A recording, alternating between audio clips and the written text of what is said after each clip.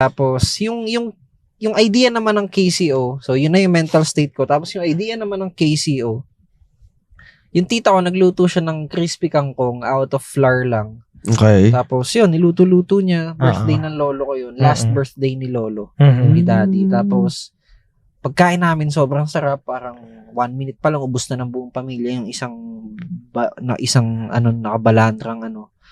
Kaya, sabi ko, ang sarap nito ah. Okay. Parang pwede to ah. Plain pa yan, sinasawsaw lang sa mayo. Yung mga nasa restaurant. Ayan, sa restaurant. Correct. Dito.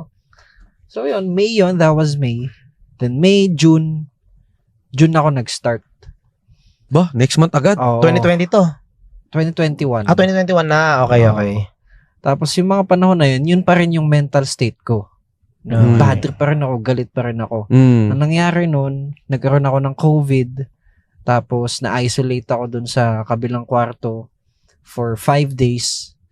Tapos ang ginawa ko nung buong 5 days na yun, nag-aral lang ako. As in, nag-aral, deep focus, deep research kung paano magnegosyo, ano dapat ang mental model mo, ano ang dapat na meron ka, ano dapat ba may emosyon o wala. Doon ko natutunan na dapat daw pag nagnenegosyo ka, walang emosyon, logically driven palagi. Okay. Ang bata bro, tapos lumaki ka pa sa nanay, ang mga nanay Emotional yan.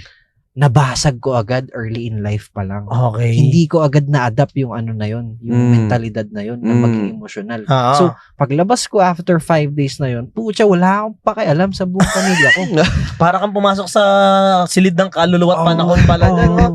Paglabas ko doon, wala talaga akong pakialam kina mama, hindi ko na siya pinapansin. Kasi nga, magkaaway kami. Okay. So, ngayon, parang, bahala na, hayaan ko na kayo. Basta gagawin ko to, may plano ako. Na-realize ko din doon, natutunan ko na para magawa ko lahat ng gusto ko, kailangan ko ng freedom. Makukuha ko lang yung freedom na yun kapag may pera na ako. Okay. And then, makukuha ko din yung respeto ng mga magulang ko kapag napakita ko na may ibubuga may ako. resulta May ka. napatunayan ka.